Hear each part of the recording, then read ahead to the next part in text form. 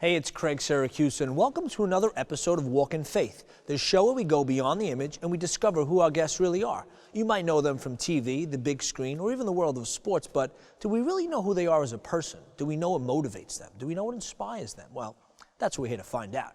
Today we're coming to you from the red carpet of Hollywood's newest biblical film, Paul, Apostle of Christ. And afterwards, we'll have the opportunity to talk to James Faulkner and Jim Caviezel, who play Paul and Luke in the movie. Stay tuned for another episode of Walk in Faith.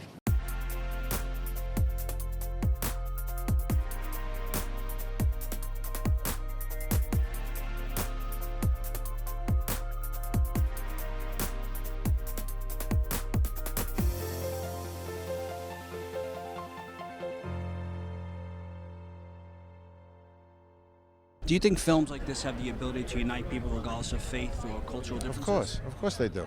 Of course they do. I mean, we see it all the time. I mean, just in the films I've been working with, in Soul Surfer, people cared that she was Christian, but non-Christians cared about her just the same, and were inspired the same way, and were inspired to be better in life in the same way. I think inspirational stories, especially when they're driven by God, have deep impact on people, because people want to do better in their lives, and they want any edge that they can. And so, when they can go see a film that inspires them and says, well, if I think in another way, maybe I'll be able to accomplish my goals and do better, those are positive statements.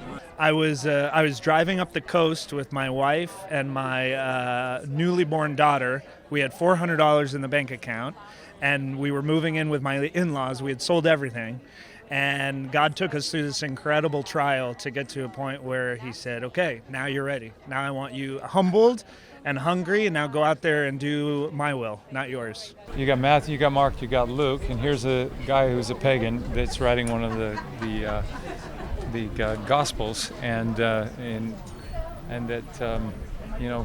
that our Lord's message is universal and it can hit anybody. That we all have an emptiness in our hearts, I had a friend of mine who watched the movie who doesn't know. He likes me as a person, but he doesn't come from any faith. And he watched the movie and he was just blown away. And he said, "Hey, Jim, the writer of this is brilliant." And I said, "Why so?" And he says, "Well, that line, 'to live as Christ, to die as gain,' is pretty brilliant." Yeah. I said, "Well, that was written by Paul." and he said, "Oh, okay," but he didn't know anything about it. And then a couple of days later, he goes, "Hey, can I see your Passion of the Christ movie?" And I said, "Yeah, I'll go get you a copy." He says, I might want to see that." And I said, "Well, yeah, I'll get you a copy." He says, "Well, hang on a second, I might want to see it." But he's right on the edge. Right. He planted a seed, and that's a big change. But he felt loved in the movie, and he felt home. And that's all I wanted to convey to people, is that our Lord wants them to feel home with Him, and that He loves them and wants to give them the life that they were meant to have. These are the early church members of the Christian church that were being persecuted both in and around Jerusalem, as well as in Rome when Nero came to power. And we saw that these themes are really kind of timeless and kind of have parallels to where we are today. So T.J. Burden and Andrew Hyatt, T.J. is our producer and Andrew Hyatt is our writer-director, brought the idea to us at Affirm Films at the end of the film to really kind of focus in on the element of that story, and let's dedicate this film to people that even now and today are being persecuted for their faith. Not just Christians, by the way.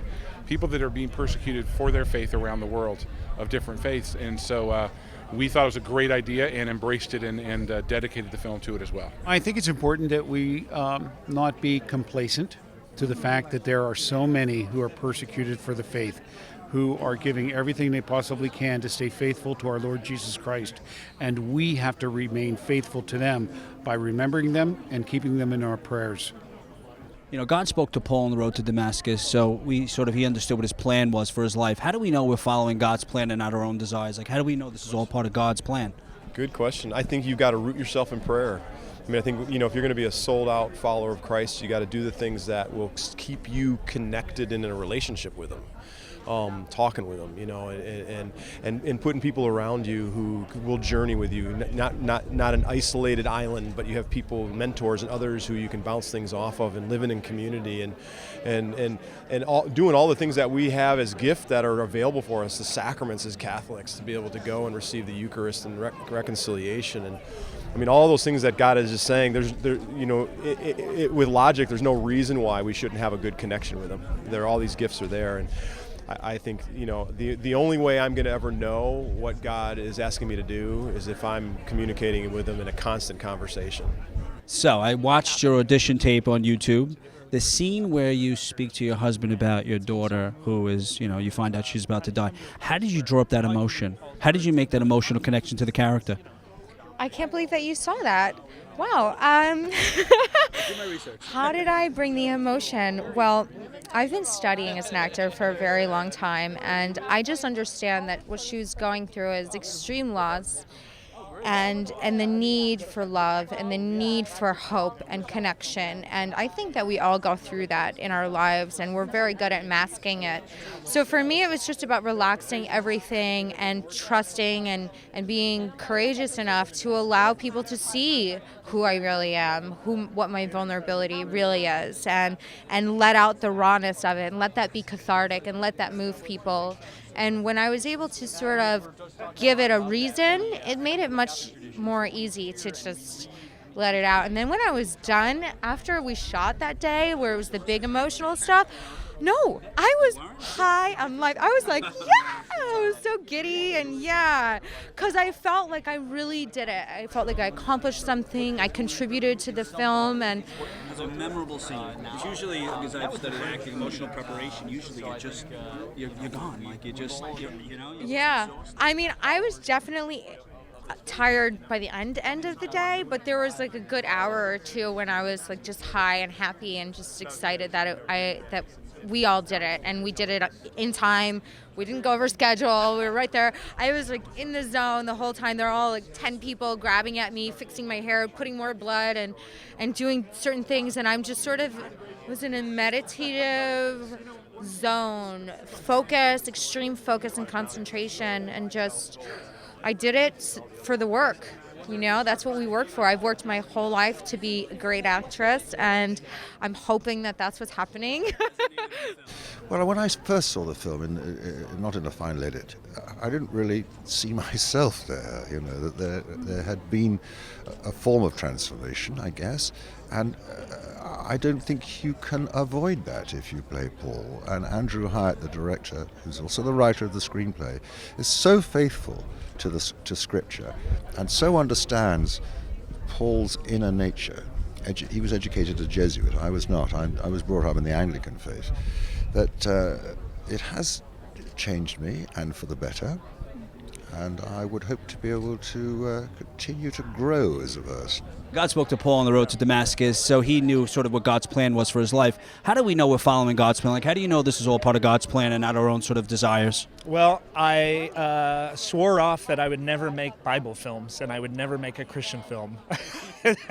And growing up in the church, that seemed like the worst thing to me to be doing. And yet, here I am, and God really took a hold of my life and said, I want you to use the talents I gave you for my purposes, not for yours. And so now we just trust. We trust that this film will move people, and it'll be something that just helps them.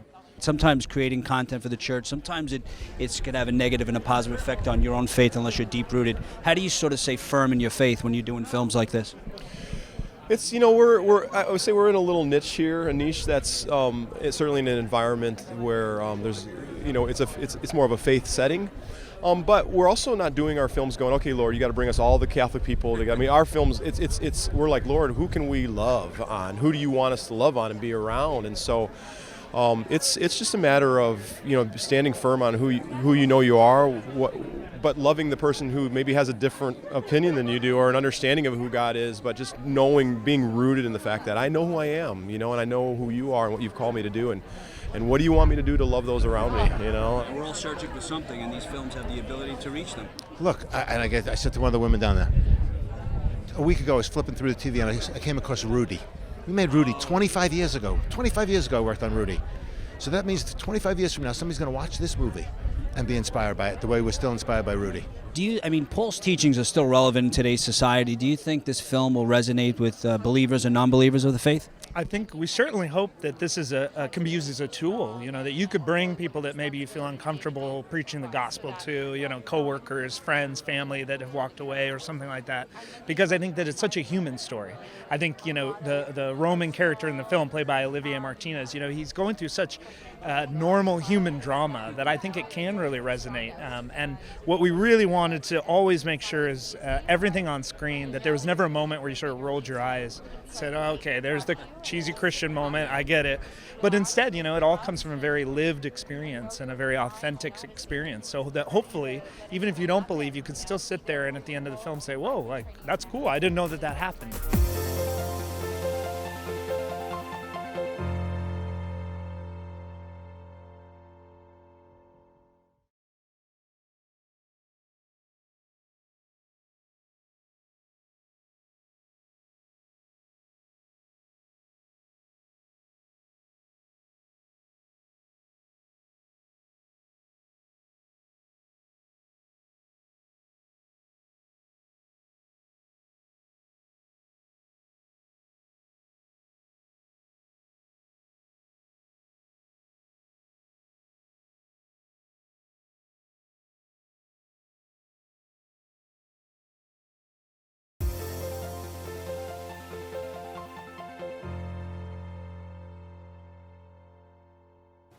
I've been an actor for a great many years now, so if the script is good, then your job is done for you. You have to remember that in the beginning was the Word, and for me, a professional actor, the Word is the script that I'm presented with, and it's beautifully written.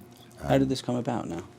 They were looking for someone to play Paul, and I know they saw a lot of people, and they cast somebody else, and who wasn't at the last able to do it because he had other commitments, and I was thrust upon them in a sense by my manager, and it kind of worked out in the end, and I had an extraordinary experience, and found that I was transformed by what Andrew Hyatt had written, and he is the director of the film as well, and I think he's made a beautiful film, and a film that is not exclusively for the devout or for followers of the Christian faith. I think it's a film for all mankind, and important core strengths of humanity are reiterated in the film. Agreed. And all of us, might lead a better life and be more appreciative of our fellow human being should we see this film and be reminded. I agree. And then you mentioned about the experience, and you could see just in your eyes a lot of the scenes where you sort of were like, it was just such a connection to, like as if something was happening to you internally. It did happen to me internally. What happened? I can't deny it. I am changed and transformed by having had the experience of playing Paul. Who knows, the next role I undertake may attempt to take that out of me. I remember my wife saying it's very difficult knowing who's going to be at the end of the dinner table, depending on the role that I'm playing, because sometimes, you know, they adhere to you and you're stuck with a character if it's a particularly strong character. Do you think that people, I mean, for me, I'm a devout Catholic, but do you think the average person will be able to make that connection to Paul's teachings and use it in their everyday life? Absolutely. Absolutely. This is not just exclusively for Christians or for the Catholic faith, or indeed the Anglican faith, of which I was brought up in. This is a film for all mankind. And we all need to be reminded that we should accept other people and love our fellow human being and not criticize them, ridicule them, or persecute them for their beliefs. Extraordinary idea. I agree. To punish people for their beliefs. No. And that's why this film was important during these times, especially. Yeah. There's a lot of persecution going on in the world. Still. 2018. Still going on. And people are being persecuted for their faith. It's amazing. One of the things, too, which we mentioned before the interview was, Paul was such a strong man. There are people that say that he was a boxer based on some of his scriptures. And we know what his noble purpose was. What do you think your purpose is? Like, what motivates you in your career and your daily life? That's a really difficult question to answer. Like, what's your why? My why? Why do you wake up? My why is to do as much for my family, my wife and children as I possibly can. That's the great thing about having a family is that you become much less important. Mm-hmm. I'd like a few more toys. We all like toys. I enjoy my work. I enjoy my work possibly more than I've ever done now in my later years as an actor. It's not so agonizing anymore. I'm not so unconcerned about ambition, really. I love working with other people, the camaraderie of working with other people, working with young people. I learn from younger actors and different, the new and different styles of acting, and I hope that I continue to evolve as a performer. I've been a performer, I guess, since I was 7 years old. Not in a professional sense, but I was trained as a chorister at Addington Palace at the age of 7. And so got used to being at the sharp end of the choir as a boy soprano, not a treble, a boy soprano. And I've been incredibly lucky that I've managed to stay a performer for, I don't want to put a figure on it. 20, 30 years. I'm a Time Lord, and I will continue to perform. Well, thank you. This has been great. It's an honor to meet you. God bless you, and hope you continue that journey. Bless you. Thank God you bless very you. much. God bless you. Thank you so much.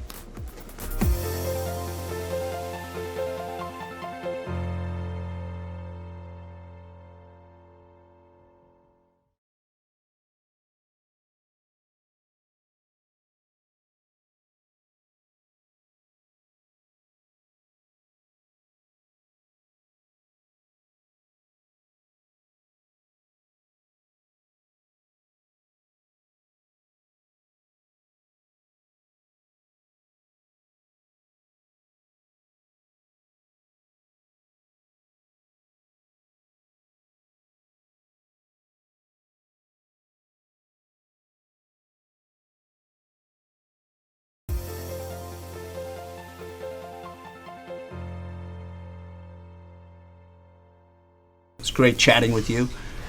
Film was amazing. I mean, I've been a fan ever since Frequency and The Passion. How do you prepare for these roles? Like, how do you make that connection, the emotional connection to the characters? I always believe that God guided me. I know that He guided me in this business from the get-go. Sometimes in a way it happens by, like, say, for example, we were talking about The Thin Red Line and how Terry Malick found me at the right time, and I didn't even fully understand all of what, how to make a movie and everything. I was very naive and everything, but he was able to get the best out of me at that time, and it was a remarkable time. It was like going to camp. And this movie happened at a really dark period because one of my best friends, my lawyer of 21 years, even before I knew Terrence Malick, he'd been with me and he helped me find my children. We adopted him from China. He came with me to China. He got cancer and died. Before he died, he was with me in Poland, and I went to Auschwitz. It was very haunting, and that really stuck with me. And then I learned quite a bit about ISIS did to some Christians on Good Friday of last year. They literally crucified them. And this came across my desk. I read it, and I immediately thought there's a mentor relationship here. Father-son, like Terry was a mentor to me, Terry Malick, and that's the relationship that Frank was to me. And then I saw that him being that relationship to Luke. So I took this film really started. This happened through a personal experience. I was able to expiate my suffering of losing someone close to me, but I do believe in the hereafter. And I was able to use that suffering in a good way in the performance. and so that the world will know a lot about Paul. Paul is a really, really important character for God. Do you think, because I mean I was inspired by Paul and his teachings, do you think people will be able to sort of connect to the movie and use his teachings in their everyday life? They're going to be able to do it with this one because, I wasn't a great reader growing up. A lot of times I would read the Bible and say, well, what's this mean? But other stuff that I would read, and I would say, oh, it hits you from any child would understand. This movie, what I was looking for was human emotion, humor, things like that you can just kind of layer in pieces that we like these characters. Mm-hmm. And once you care about them, it's just easier to listen as a moviegoer. I always think about what the audience will be watching, and then I always see myself as the audience member, what will satisfy me. And if I was a great chef, I would want to satisfy you as being your cook. So I like that. I think about that when directing. Last question. God spoke to Paul on the road to Damascus, and sort of he knew what his plan was. How do we know what our plan is? Like, how do we know what we're doing is sort of God's plan and not our own desires? In reading this story, I thought of it back when Stephen said, "I see the Son of Man sitting at the right hand of the Father," and it just said scriptures. He's taking their jackets, probably handing them a rock, and they're murdering him. But at some point, he must have seen the reflection of Christ and the peace that he felt in Stephen's eyes, and that was the beginning of the collapse. I can tell you how this film will affect you. It can turn a light on in you. Where there was a lack of hope, there is now. And that there's darkness in your life. There's a lot of darkness out there. And that Christ operates his very best in the worst of conditions. And that right there will give you great peace. And that right there will let you know that evil is powerless if the good are unafraid. That was great. Thank you so much. Thank you.